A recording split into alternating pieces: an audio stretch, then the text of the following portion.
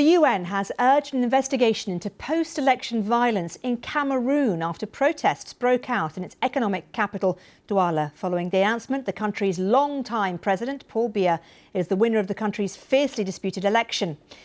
At 92 years old, Mr. Biya is the world's oldest president and has been in power for more than 4 decades. He secured over 53% of votes cast, winning himself another 7-year mandate. Opposition candidates have condemned the official results, calling them a masquerade. Well, in the capital, police have fired water cannon and tear gas at protesters outraged by the election result. At least 4 people died on Sunday as opposition supporters defied a ban on demonstrations. Let's cross live now to our reporter Paul Biya, who is in the opposition stronghold of Garua. And Paul, can you please tell us what has the president been saying today?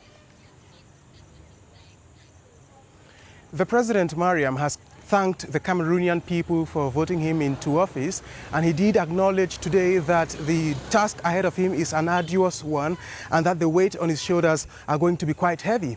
But he has called on all Cameroonians to rally together and ensure that the country is peaceful and prosperous.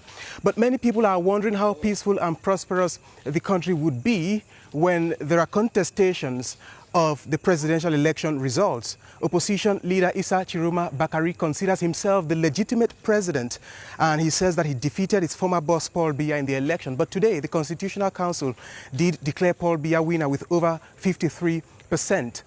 By and large, people believe that the days ahead might be tense in Cameroon because we've already been seeing signs of those tensions. You did mention earlier on the protests in the economic capital, Douala.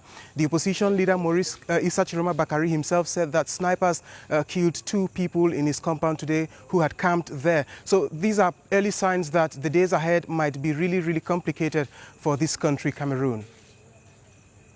What's the atmosphere like where you are, Paul, right now?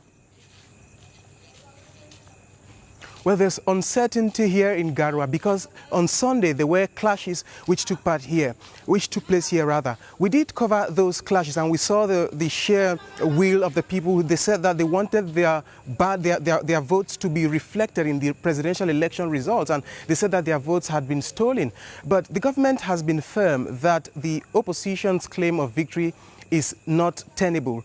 The people here are ready, they said to us, to go to the streets to defend their votes. But today, it's a bit calm because most people chose to be indoors following yesterday's clashes where security forces dispersed protesters with water cannons and, of course, tear gas. So people are really apprehensive of what's to come, but they believe that with the way the situation is going, Cameroon might not be in the good books of history, some say. OK, Paul, thank you very much indeed for that. Paul Biya, who is in Cameroon reporting for us live. Thank you.